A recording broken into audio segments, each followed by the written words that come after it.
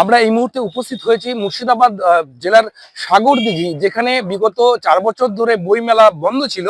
সেই বইমেলায় আমরা তার প্রস্তুতি পর্বের সূচনাতে প্রথম পর্বেই চলে এসেছি।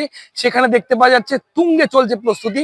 সেই প্রস্তুতিতে উপস্থিত রয়েছেন আমাদের পুলিশ, সাগরদিঘি থানার ভারপ্রাপ্ত আধিকারিক থেকে শুরু করে বিশিষ্ট সমাজসেবী ব্যক্তিগণ তারা রয়েছেন, এবং সেই কাজকর্ম কেমন চলছে তার পর্যবেক্ষণ করছেন তারা। আমরা আশাবাদী আগামী দিন তার শুভোদ্বোধন হয়ে যাবে, এবং সেই বইমেলা চলবে বিগত 6 দিন ধরে। সেই 6 দিনে কতটা ঢল নামবে মানুষের, সেটার দিকে তাকিয়ে রয়েছি আমরা।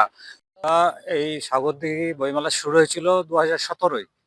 তৎকালীন এসপি মুকেশ কুমার আইপিএস এর হাত দিয়ে, এবং জামাল উদ্দিন বিশ্বাস, সেই সময় জামাল উদ্দিন মন্ডল ওসি, তৎকালীন ওসি সাগরদিঘি থানার, তার উদ্যোগে এটা বইমেলা শুরু হয়েছিল। মাঝে আমাদের কোভিডের কারণে, করোনা ভাইরাসের যে আক্রমণ, তার ফলে এটা ছেদ পড়ে।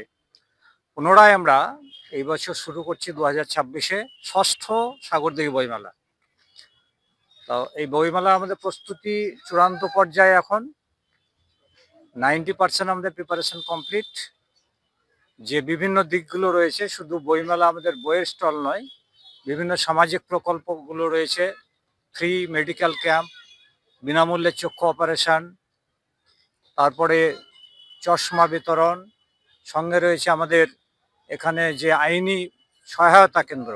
আমাদের যারা লয়ার্স অ্যাসোসিয়েশন আছে এখানে সাগরদিঘি, তারা একসঙ্গে একটা প্রস্তাব দিয়েছেন যে এখানে আমরা আইনি সহায়তা দেবো বিনামূল্যে।